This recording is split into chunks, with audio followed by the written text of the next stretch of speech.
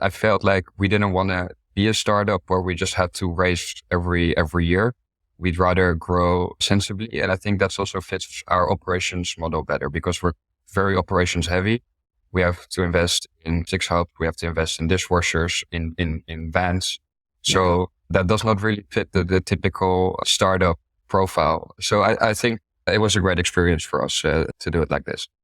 That's Maurits Last, founder of SwapBox, a startup that is making a real impact by producing high-quality reusable packaging for B2C and B2B companies. Over 5,000 people in the Netherlands are using it. They have swapped, and more than 120 restaurants are on board.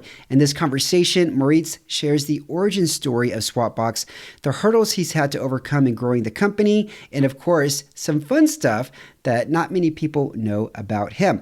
I'd love to hear your thoughts about this episode as you listen. You can find me on LinkedIn at Eric Melcher. Tag me, say hello, let me know that you're listening. And now let's talk with Maurits.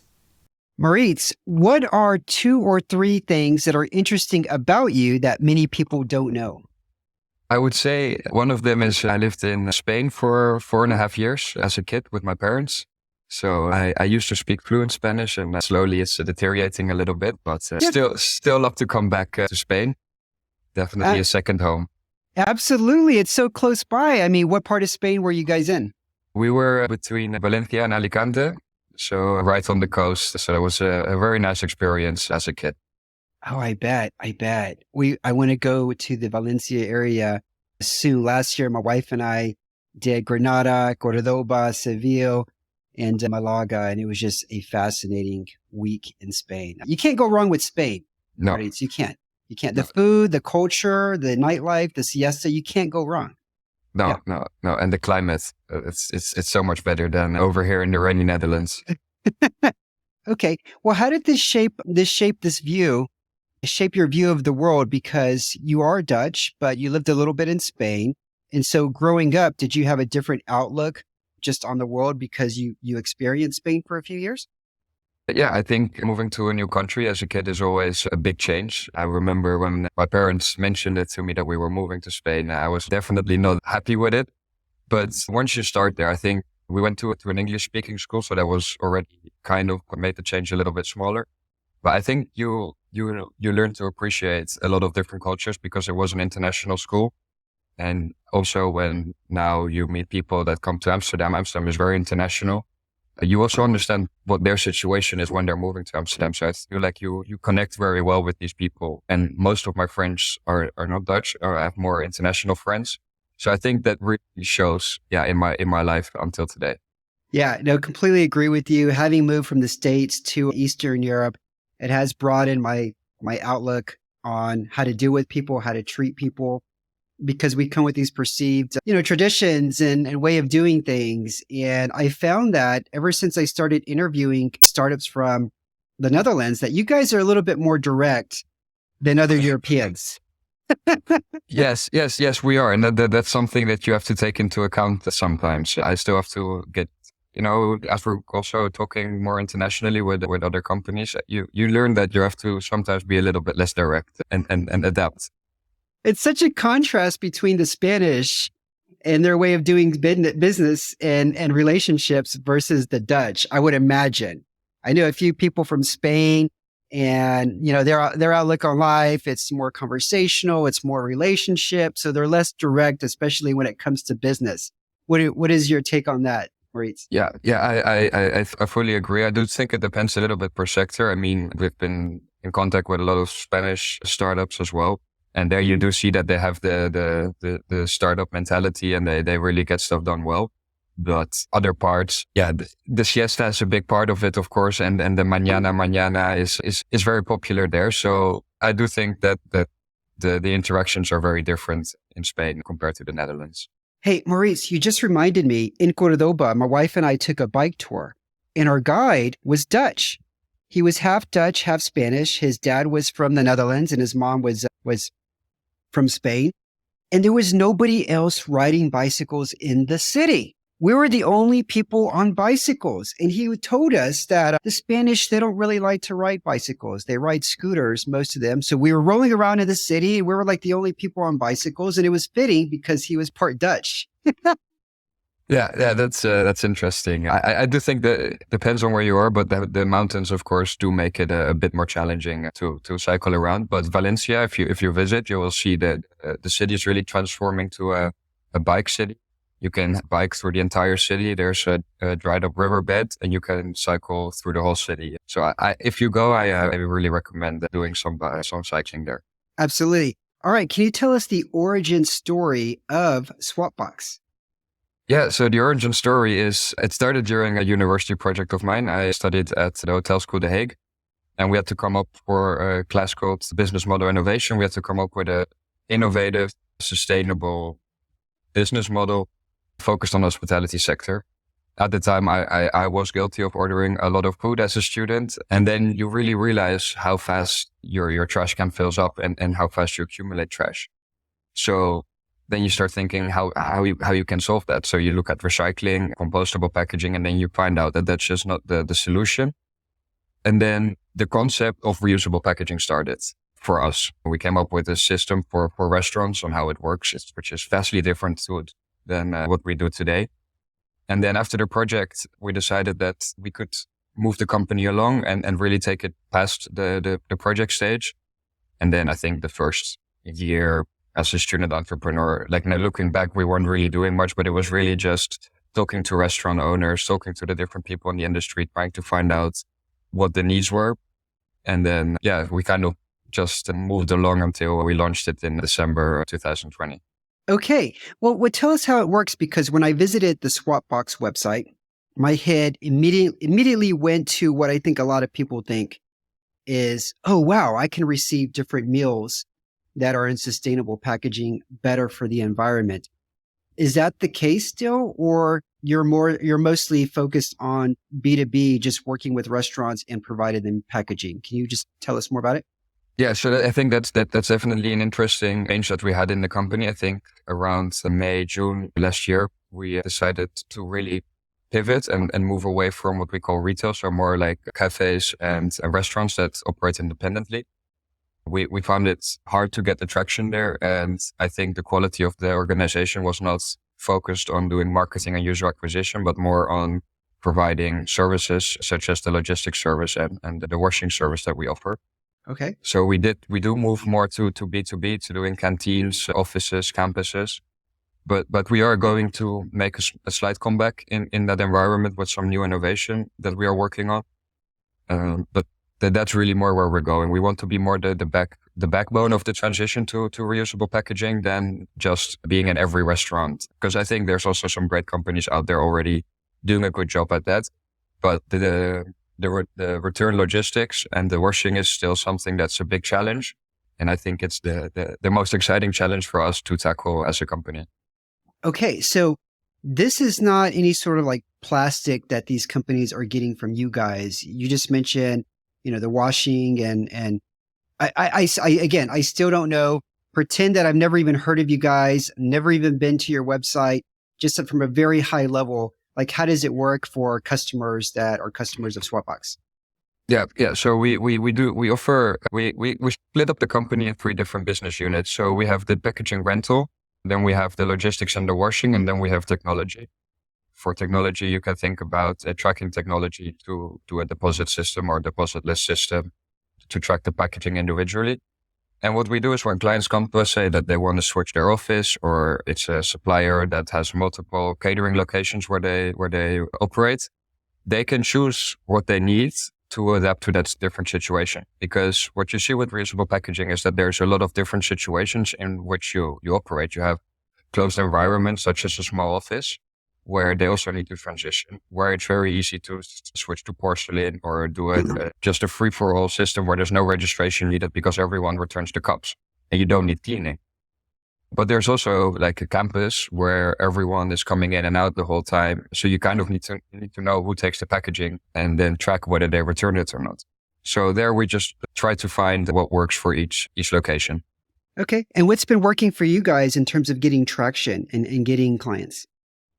Yeah, so I think the flexibility in which we operate, I think that the scalability that we have, clients that want to switch to reusable packaging can start within a week really. and then we can onboard them. And then depending on what they need, we onboard them for the technology, the washing and the logistics. And I think that's just what makes it unique is that you can just start fast. And we don't just do pilots. We just want to start. And then we are always confident that we can make the transition smoothly. And so far, I think we've been doing a great job. Okay. Now, what do you think are some of the key benefits of participating in SwapBox for these companies? I know it has a lot to do with sustainability, but are there any sort of like facts that you tell them by working with us, this is how you're going to make an impact? Yeah, so I think one part is that there's legislation coming. It started already in Germany. Belgium is coming. Netherlands is coming 1st of July, and then a more serious one in the 1st of January of 2024. So that's one. It's just a compliance side. But then, of course, there's a lot of different solutions that you have and that you can work with. And we try to make the most sustainable choice in every decision that we have within our operation. So even though we serve the Belgian market still from the Netherlands with logistics, we do it with an electric vehicle, which does come with challenges as the distance is quite big and you have to manage the charging times and all of that. So I think that's very important. We did an independent life cycle analysis of our operation and compared it to disposable packaging. So we know exactly what our impact is when companies switch. So I think that combination is very important for companies to decide that they want to switch and start using reusable packaging with us. You mentioned the logistics can be somewhat challenging, but what other challenges and hurdles have you had to overcome in growing SwapBox, Maurits? Well, I think when we started we started with the concept 4 years ago. So I think we were very early. Legislation is now coming in a few months. It's already been public that for 4 or 5 years that the legislation is coming. So I think the challenge was that we were talking to everyone and everyone was kind of interested, but there was no need for them to make a decision. So you didn't have the commitment that easily. And now that the legislation is coming, you also see that there's really a push in the markets to grow. So I think the timing was very nice because we got to do everything for 3 years, kind of on our own with a few clients that were working very well with us. And now we are ready to scale and we got so many learnings already. And I think there we really do add value for our clients. Yeah. No, you guys are in prime position here, it sounds like. Yeah. Yep. Yeah. I think it's going to be very interesting coming year. Yeah. What about getting it off the ground in terms of investments? Did you guys take any investment? And if so, what was that experience like? We initially we financed it through a loan. You have in the Netherlands, you have an organization called Credits. It's financed partially as well by the major banks and the government. And the idea there is that anyone with a good business plan can get a loan. So they provide you with a framework where you have to explain your business model and a financial model. And if they believe that it's a reasonable business model, there's no reason for them to not give you the financing. So I think that was a very nice way for us to start. And I think it's also a great initiative. So any other founders listening in the Netherlands, I would recommend seeing what they can do for you. Yeah. We did that for a year. And then of course we wanted to scale up more. And then we did did a seed round, but we don't consider ourselves a startup. So I think we got an investment in the company, but it's more a partnership that we have with our investor. He comes from the packaging industry. And yeah, with that, it was a great experience. Of course, it was very, very intense talking to all the different investors. But I felt like we didn't want to be a startup where we just had to raise every year. We'd rather grow sensibly. And I think that's also fits our operations model better because we're very operations heavy.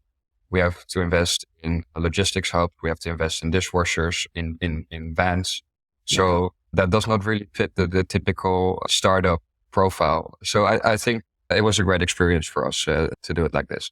This program that you mentioned, can other European citizens, like if somebody from France or maybe Greece, could they also take advantage of this sort of loan that you can get if you present a business case? And no, I think it's just for people living in the Netherlands. I think if you live in the Netherlands, I think anyone international coming into the Netherlands, living there and wanting to start a business there is more than welcome.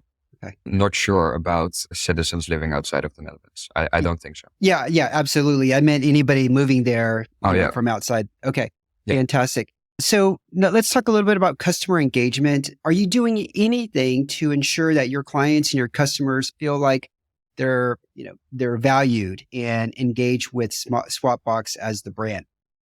Yeah. So I think most of our clients, we really consider them partners. We partner with several packaging suppliers that just provide reusable packaging, and we really help each other. So of course, they get a lot of questions when they're selling to new leads. How do I do the technology? How do I do cleaning? Who does that? Do I do it myself? That's where we come in and provide expertise. And then the other way around is that we get clients that want to start, but they don't know what packaging they want. And then we provide them with the different options that there are in the market. So we really do take them on a journey with us. And where needed, we have really good relationships with all our suppliers that also are willing to step in and assist those new clients in making the transition and making an informed decision. So I think that's the key to growing for us. Have you made any mistakes, Maurits, since growing SwapBox that you look back and you tell yourself, yeah, I'm never going to do that again?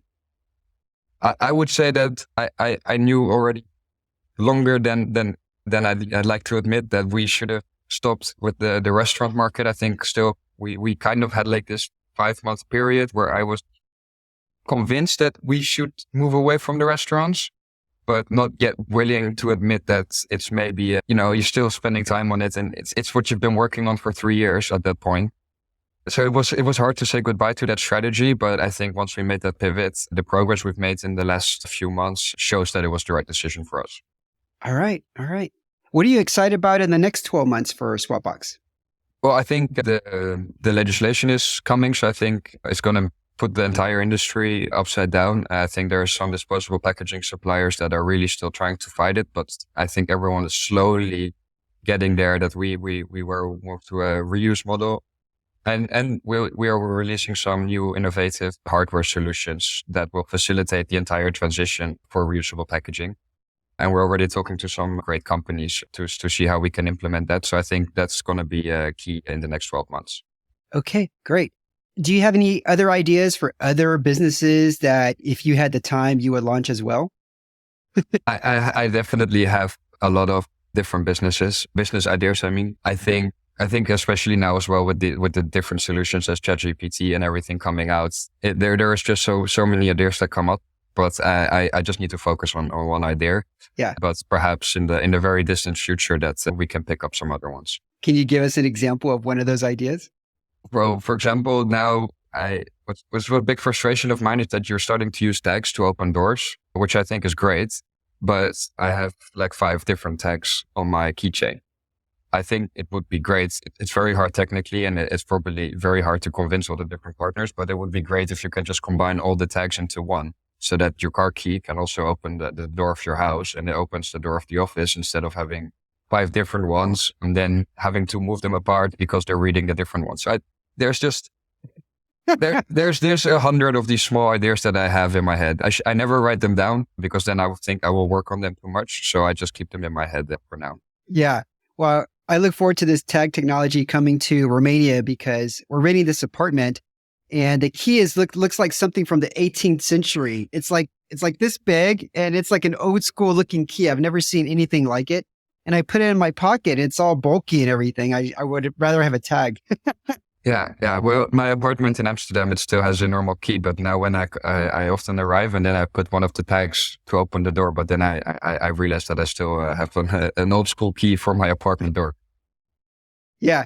Okay. Last question before we get into rapid fire questions. What was a key decision hire that you made that really made a difference for the company? Well, I think we've had 3 hires in the past 12 months. And I think that forms the core of your team. And I think each one of them played a different role at the time that they were hired. I think all 3 were very important. I think it really does lay the foundation. And I think every time that someone joins and we do another hire, we really talk with the whole team in what's the best fit. So it's also not me making the decision. I do the first interview and then the rest of the team talks to them. And then we make a decision together whether we think it will be an addition to the team. Yeah. And it is very important there to have an open culture because you need to also be honest with each other and see what you're missing within the team. Because we started with quite a relatively young team, and then you realize that you need some experience in the team. And I think everyone in the team was very open and honest about admitting that sometimes we needed some more experience in the team. And then you make the next hire based on having that need in your team. And I think that's just the way that we want to grow. And it's not just a top-down hiring process. Hey, for those listening who are like me over the age of 40, that's good news, right? I think experience is greatly undervalued in startups. We of course are not just a tech startup, so we also have a bigger pool for other functions. But I think experience is very important. The mix is very important. Having a diverse team, we have 3 different nationalities out of the 4 people. So I think the diversity then that comes back from also living abroad, I think, is just seeing that a diverse team is always the strongest.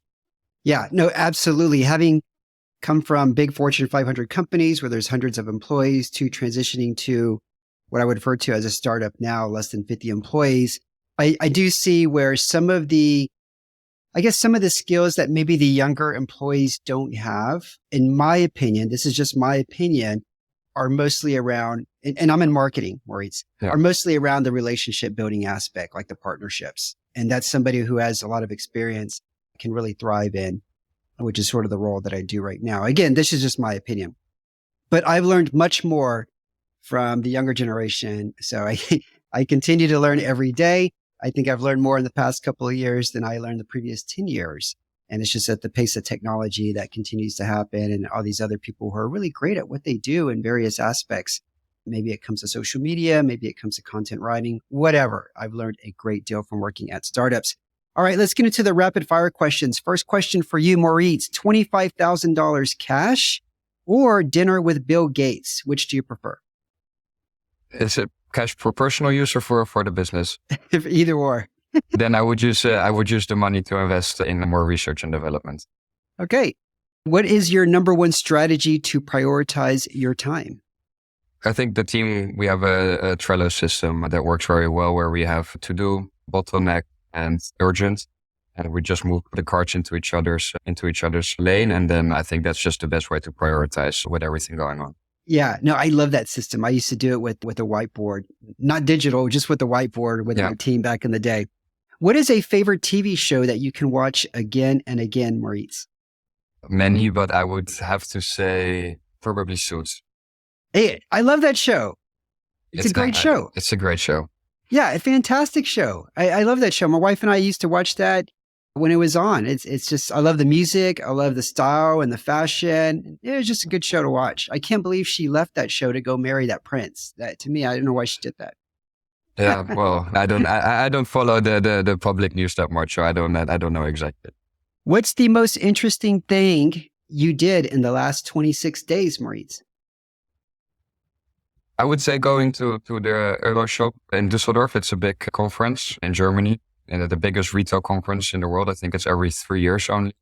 And there we launched our hardware solution, and we had some of our partners come visit us and see. And it was the first time that we were present at such a big event. And I think the entire experience was very great and very valuable for me. Cool. What is an unusual food or drink that you consume? I'm not sure. I think for the international people listening, the frikandel, it's a Dutch meat snack that I do like to eat from time to time. So I think for the Dutch people will be normal, but the international people, when they visit Amsterdam, they're always very curious to try it. Okay. I look forward to trying it when I go there in June. Instead of stock options and bonuses for your employees, you now give new hires blank. Fill in that blank, Maurits. I would say security and personal development. More budget for personal development. Okay. Every Friday, your team does blank to build camaraderie in the workplace. We have just general drinks sometimes. We have someone in Brussels. We have someone that works from home a little bit more, so we're not all together all the time. But there's a few times a year that we come together, and we just have some general meetings all with us together, and the atmosphere is always great. All right. Okay, Maurits, where can our audience learn more about you? I think the best way is just to go to our website. It's swap-box.com. Yep. And our LinkedIn page is where we are definitely the most active. We don't use Instagram or TikTok, really. So I think that's the best way to find more about us. Maurits, bendag voor het komen naar de show. Graag gedaan. All right, for everyone listening, until next week, keep hustling out there. Cheers. I had a great time chatting with Maurits. He is enthusiastic about saving the planet and eliminating plastic. If you want to learn more about Maurits, go to swap-box.com. Links to all of this are below. Thank you to Maurits for being on the show, and I look forward to seeing you this summer in the Netherlands. If you like this episode, send me a note on LinkedIn, subscribe for our newsletter, and tell others about it. Thanks.